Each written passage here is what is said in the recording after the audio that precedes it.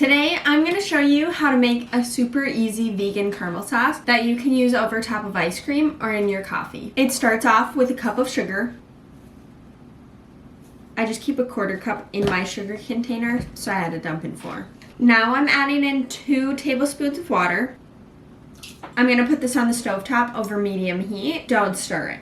In the meantime, you can prep all your other ingredients. A 1/4 cup of vegan butter, 1/2 cup of soy milk or full fat coconut milk, and you're going to want a teaspoon of vanilla. I'm going to be using this vanilla bean paste from Trader Joe's today, and I like putting it directly in the milk so it takes a step away later.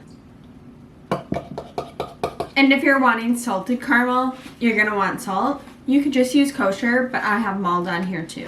This is more of that flaky finishing salt. I'm going to take a pastry brush with some water and wet down the sides to make sure all of the sugar is being incorporated with the melted sugar. There are some sugar pieces that just aren't really wanting to melt, and so I'm just kind of stabbing them with a spoon to try and get them in the more liquidy pieces, but I'm not stirring.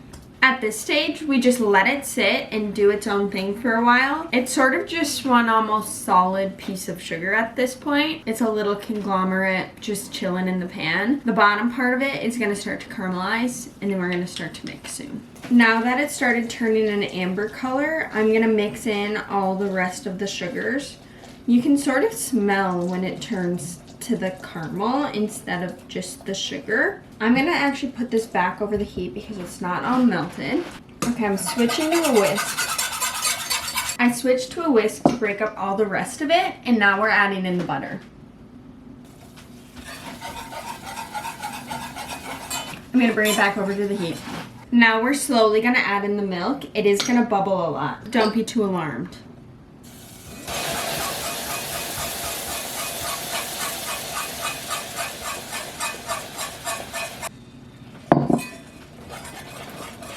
I'm going to finish this up over the stovetop.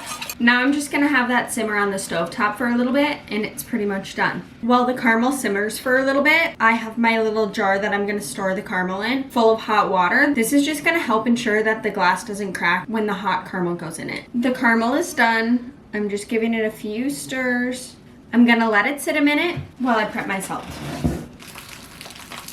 I'm going to use both Diamond Crystal and Maldon flaky salt because I want this to be like a true salted caramel.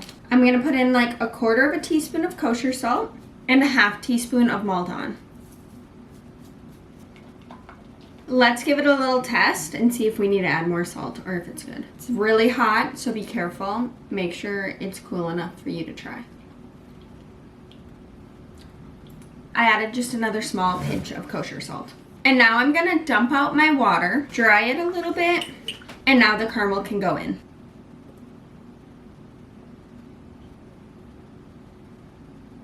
And there you have it, homemade vegan caramel syrup. It only takes a couple ingredients, and all you have to do is watch it, and it pretty much makes itself.